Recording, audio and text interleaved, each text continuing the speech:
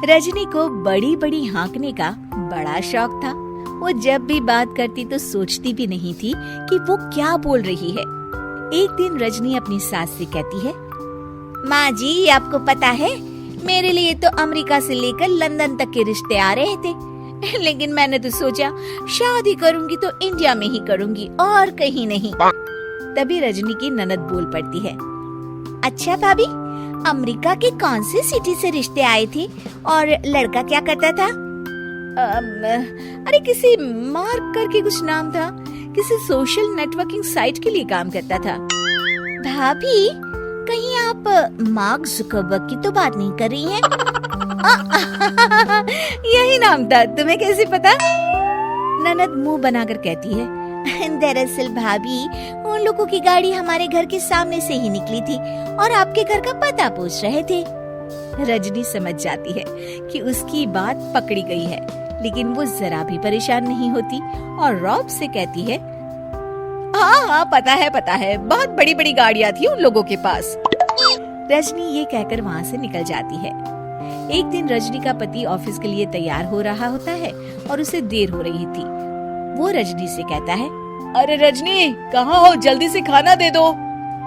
अरे रजनी, काम में जरा तेजी ला, सारा दिन घर में बैठी रहती है, किसी को ऑफिस जाना है, किसी को कॉलेज, जरा नाश्ता खाना तो वक्त पर तैयार कर दिया कर।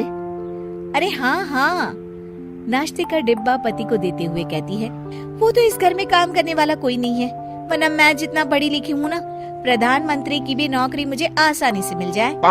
तभी रजनी की ननद फिर उसके मजे लेने के लिए रजनी के पति की तरफ देखकर मुस्कुराती है और रजनी से पूछती है, अच्छा भाभी, वैसे कौन सी डिग्री की जरूरत होती है प्रधानमंत्री बनने के लिए?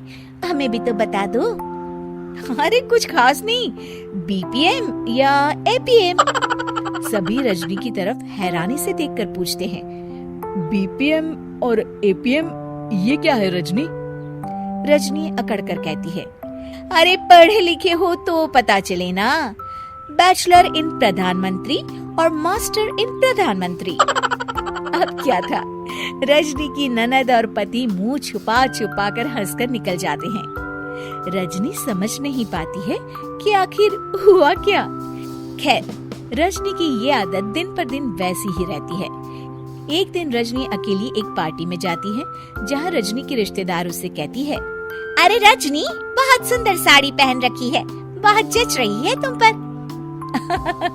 अरे भाभी, कैसे नहीं जचेगी, पूरे 1.25 लाख की साड़ी है, वो डिजाइनर है ना जे वालिया, उसी के स्टोर से खरीदी है, ओरिजिनल है, ओरिजिनल। बस अब क्या था, पूरी पार्टी में ये बात आग की तरह फैल गई कि रजनी की साड़ी 1.25 लाख रुपए की है। तब काकी कहती है, अरे रजनी, सुना तुम्हारी साड़ी 1.25 लाख रुपए की है। अरे काकी, वो तो मैंने ही कम ही रेट बताया था भाभी को, आप तो जानती है ना कितनी झूठी और जलनखोर है वो। है तो ये साड़ी करीब 2 लाख रुपए की, लेकिन मैंने उन्हें 1.25 लाख ही बताई। हाँ। और रजनी, इतनी महंगी साड़ी लेने की क्या जरूरत थी? अरे ये तो कुछ नहीं है काकी, मेरे शादी का लहंगा तो मेरे पापा ने 80 लाख का दिलवाया था, हीरे लगे थे हीरे मेरे लहंगे में। हाँ। भोली भाली काकी के पास खड़ी उनकी बहू बोल पड़ती है, अच्छा रजनी भाभी, फिर क्या किया? आपने उन हीरो के गहने बनवा लिए होंगे। चलो माँ, मुझसे तो अब यहाँ खड़ा भी नहीं हुआ जा रहा। ये बोलकर दोनों वहाँ से चली जाती है। लेकिन रजनी की साड़ी तो चर्चा का विषय ही रहती है। अचानक पार्टी में एक महिला आती है जिसने बिल्कुल रजनी जैसी साड़ी पहनी होती है। सभी उसे देखते हैं और उसके पास जाकर पूछते हैं, अरे सुनीता, कैसी हो? बड़ी सुंदर लग रही हो। सभी सुनीता के पास जाते हैं। रजनी भी खड़ी होकर उसे देखती है और अपनी चोरी पकड़ी जाने पर घबरा रही होती है। मैं तो ठीक हूँ, आप लोग सब मेरे पास कोई खास बात क्या? और अब बेटिया, ये साड़ी तेरी बड़ी प्यारी है, कहाँ से ली? और बुरा न मानना, कितने की ली? अरे काकी, आप तो बड़ी है, आपकी बात का क्या बुरा मानना, ये साड़ी ना चुन्नू वाले से 1500 की ली है।